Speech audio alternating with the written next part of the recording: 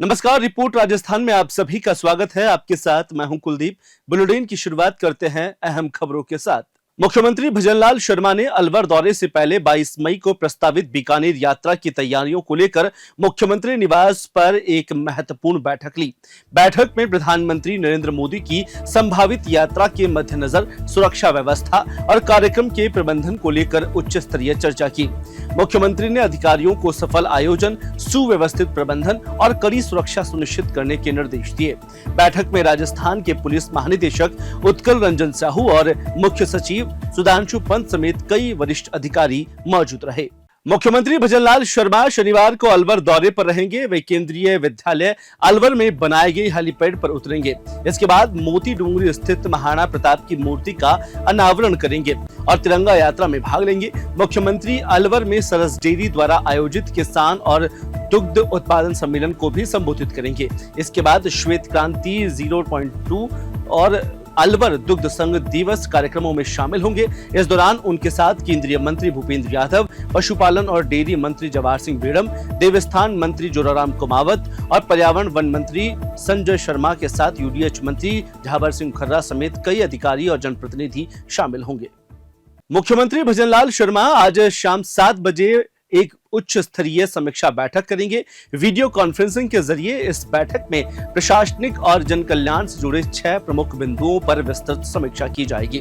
मुख्यमंत्री योजनाओं की प्रगति, प्रशासनिक अनुशासन और जनता से जुड़ी शिकायतों के समाधान को लेकर अधिकारियों से सीधा संवाद करेंगे। बैठक में पंडित दीनदयाल उपाध्याय गरीब मुक्त गांव योजना, गरीब रेखा, बीपीएल से नीचे आने वाले परिवारों के सत्यापन, खाद्य सुरक्षा योजना में लंबित आवेदनों और जिला स्तर पर अनुशासनात्मक कार्रवाइयों की समीक्षा की जाएगी। बैठक में बजट घोषणाओं के क्रियान्वयन के लिए भूमि आवंटन और अवैध खनन के विरुद्ध चल रहे अभियानों को लेकर रिव्यू किया जाएगा। सीएम राज संपर्क पोर्टल पर लंबित प्रकरणों की स्थिति पर भी अधिकारियों के साथ जानकारी साझा करेंगे। राजस्थान में टेबल टेनिस प्रशासन में चल रही उथल पुथल अब राज्य सरकार के संज्ञान में आ गई है। जयपुर के सवाई मानसिंह स्टेडियम में स्थित सुरभि मिश्रा हॉल के अंदर आयोजित एक महत्वपूर्ण बैठक में मुद्दे पर गहन चर्चा हुई। बैठक की अध्यक्षता खेल मंत्री राज्यवर्धन सिंह राठौड़ ने की। इस बैठक में टेबल टेनिस खिलाड़ियों और उनके अभिभावकों और खेल से जुड़े अधिकारियों ने भाग लिया। बैठक में युवा और खेल विभाग के सचिव नीरज के पवन और खेल परिषद के सचिव राजेंद्र सिंह सिसोदिया भी मौजूद रहे। अभिभावकों और खिलाड़ियों ने प्रशासन में गड़बड़ी और खिलाड़ियों की अनदेखी से जुड़ी शिकायतें साझा की। खेल मंत्री राठौड़ ने बताया कि उन्होंने टेबल टेनिस महासंघ के महासचिव और अंतर्राष्ट्रीय खिलाड़ी कमलेश मेहता समेत कई विशेषज्ञों से इस मामले पर परामर्श किया है। देखिए, ये बड़ी विडंबना है और बहुत दुख की बात है कि हमारे राजस्थान के अंदर कुछ खेलों की जो संघ है, खेलों की जो फेडरेशन है, वो खुद के सर्वस्व के लिए, खुद को स्थापित करने के लिए ये एक नहीं, दो नहीं, तीन फेडरेशंस बना लेते हैं और ये झगड़ा फिर समाप्त नहीं होता और चलता रहता है। ये सारे जितने पेरेंट्स हैं यहाँ पर, अभिभावक हैं, खिलाड़ी हैं, इन सब ने नीरज को मुझे बतलाया कि ये मिलना चाहते हैं। इनकी एक दुविधा है और इन्होंने कहा कि 3-4 साल हो गए हैं कि ये जब राजस्थान के टेबल टेनिस के खिलाड़ी जो राजस्थान में भी और राष्ट्रीय लेवल पे भी पदक जीत रहे हैं, ये जब टूर्नामेंट के लिए जाते हैं तो इनको पदक मिलता है तो वो राजस्थान को नहीं मिलता। वो एक TTFI 1 के नाम से पदक दिया जाता है या TTFI 2 के नाम से दिया जाता है, क्योंकि राजस्थान के अंदर कोई मान्यता वाली फेडरेशन ही नहीं है, क्योंकि ये स्पोर्ट्स एक्ट के तहत जो मुझे बताया गया नीरज से, ये रिकॉग्नाइज ही नहीं है। मैंने तुरंत ही, क्योंकि मेरे साथ के खिलाड़ी रहे हुए हैं कमलेश जी और मैं बहुत उनका सम्मान करता हूं, देश के बहुत जाने माने अंतर्राष्ट्रीय खिलाड़ी हैं कमलेश मेहता। आज वो सेक्रेटरी जनरल हैं table tennis federation of India के। वीटा डानी जी हैं, जलज दानी जी हैं, बहुत बड़े नाम हैं जो टेबल टेनिस के साथ जुड़े हुए हैं। उनसे मैंने बात करी और उनको मैंने ये बतलाया कि आप क्या निर्णय लेते अगर आप इनकी जगह होते। तो उन्होंने कहा कि खिलाड़ियों का हित रखते सबसे ऊपर। तो मैंने कहा खिलाड़ियों को अगर हित रखना है तो राजस्थान सरकार के अंदर स्पोर्ट्स एक्ट है और स्पोर्ट्स एक्ट के तहत हम इन पे एक्शन ले सकते हैं।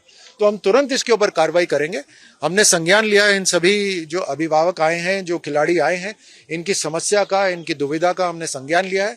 इसके ऊपर हम तुरंत कार्रवाई करेंगे और कार्रवाई करके आगे जो टूर्नामेंट होंगे निश्चित तौर पर उसमें जो टीम जाएगी वो राजस्थान की टीम जाएगी।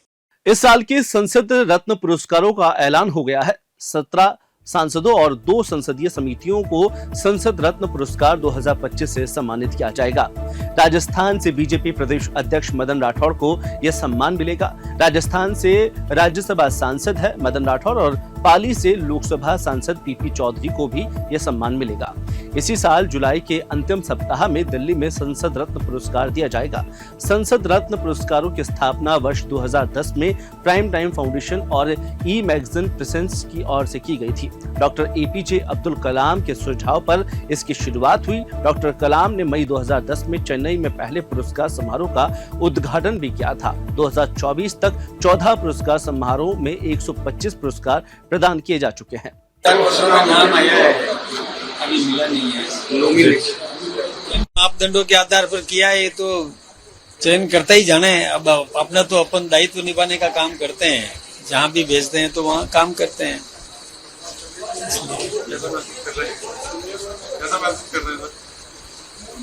कोई भी अवार्ड मिलता है तो प्रोत्साहन तो मिलता ही है, उत्साहित तो होता ही हर आदमी होता है।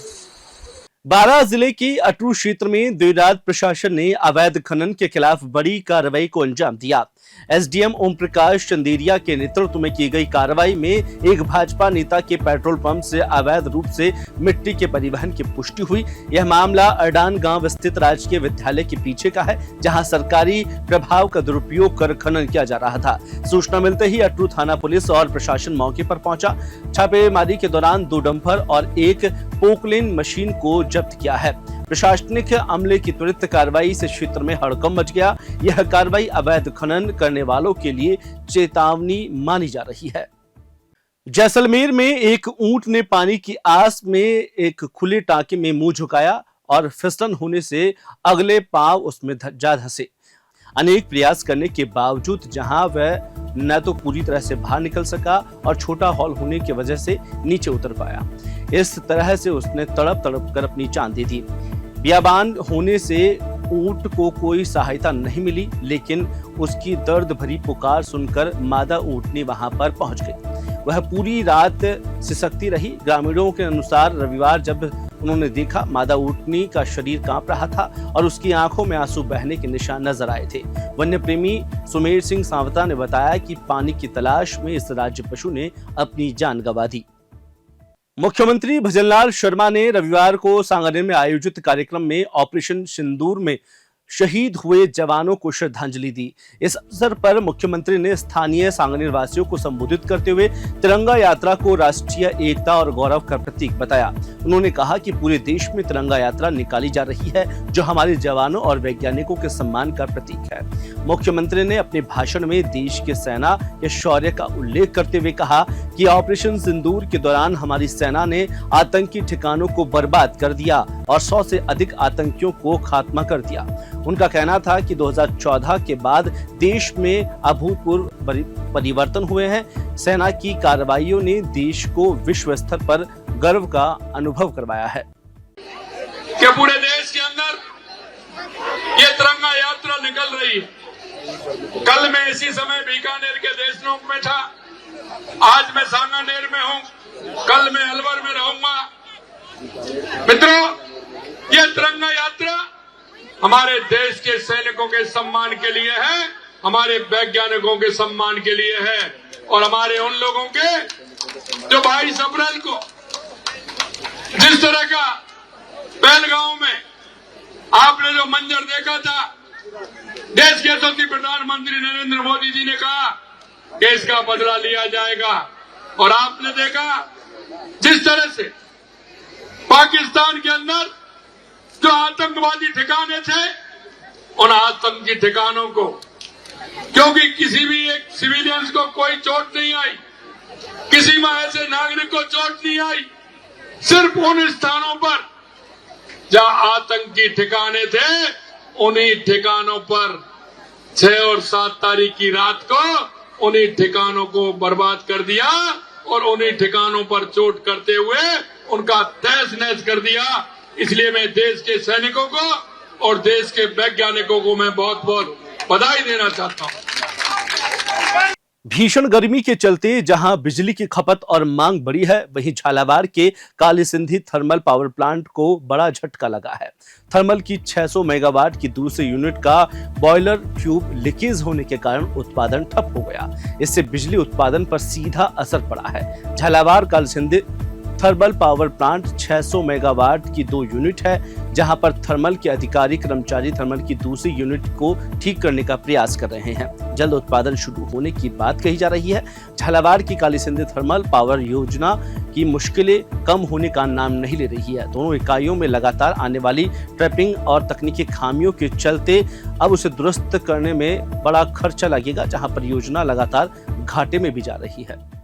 अलवर में वन राज्य मंत्री संजय शर्मा ने देर रात वन चौकी का औचक निरीक्षण किया। रात करीब 12 बजे वन मंत्री अचानक कुशालगढ़ और थैंक यू बोर्ड नाके पर पहुंचे। इस दौरान एक कर्मचारी सोता हुआ मिला। शर्मा ने उसे फटकार लगाई और कहा कि क्या सरकार सोने की तनख्वाह दे रही है। शर्मा ने हाजिरी रजिस्टर की जांच की, अनुपस्थित कर्मचारियों की गैर हाजिरी दर्ज की। वन मंत्री ने कुशालगढ़ में रजिस्टर चेक किया और दूसरे कर्मचारी की जानकारी ली। उन्होंने कर्मचारियों के कम मिलने के कारण पूछा। इसके बाद सरिस्का वन चौकी पहुंची, जहां पर एक होमगार्ड सोता हुआ मिला। उसे फटकार लगाते हुए बारीकी से सुरक्षा व्यवस्थाओं का मूल्यांकन किया। कितने पैसे देगी सरकार आपको? क्या नाम है? किस पोस्ट पे हो? हैं? सो रहे हो आप आराम से? और कौन है आपके साथ? हैं? दाव दिखाओ क्या रजिस्टर कौन के एंट्री का? भाई तुम बहुत टाइम कितने हो रहे हो? देखो आप 12:15 बजे आप सो रहे हो? हैं? फिर सोने के लिए होगा, अकेले हो तो सोओगे। रात 12:15 बजे आप सो रहे हो तो ड्यूटी कब करोगे आप?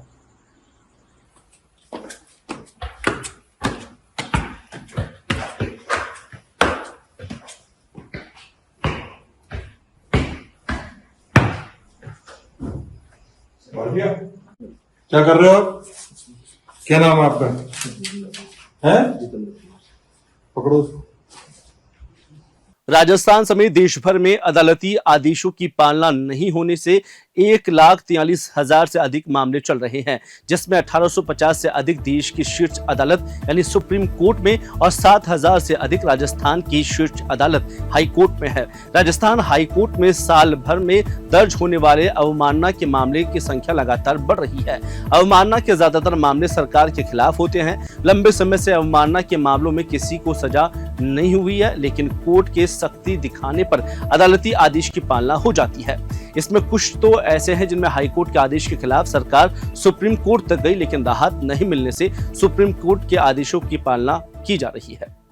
ऑपरेशन सिंदूर की सफलता को लेकर सेना के शौर्य पराक्रम और आभार प्रकट करने के लिए राजस्थान के जोधपुर शहर में सर्व समाज द्वारा तिरंगा यात्रा निकाली गई। जालोरी गेट सर्कल से शुरू होकर यात्रा भीतरी गेट से होकर घंटाघर पर समापन हुई। इस दौरान प्रदेश उपाध्यक्ष नारायण पंचारिया ने शपथ दिलाई। केंद्रीय संस्कृति और पर्यटन मंत्री गजेंद्र सिंह शेखावत ने तिरंगा यात्रा को हरी झंडी दिखाकर आरंभ किया। तिरंगा यात्रा के दौरान भाजपा के प्रदेश अध्यक्ष मदन राठौर भी पहुंचे। उन्होंने कहा कि भारतीय सेना के समझौते को उजागर न करवाकर कूटनीति का विषय है और कांग्रेस नेताओं का यह समझना चाहिए। उन्होंने ये भी कहा कि राष्ट्रभक्ति पक्ष और विपक्ष दोनों के लिए समान रूप से जरूरी है। कांग्रेस नेताओं को भी इसमें शामिल होना चाहिए था। आज ही टीवी चैनल के माध्यम से या समाचार पत्रों से मुझे पता चला। अब आकलन कैसे किया है ये तो आकलन करने वाले जाने हैं। हम तो अपना कर्तव्य निभाने का काम करते हैं।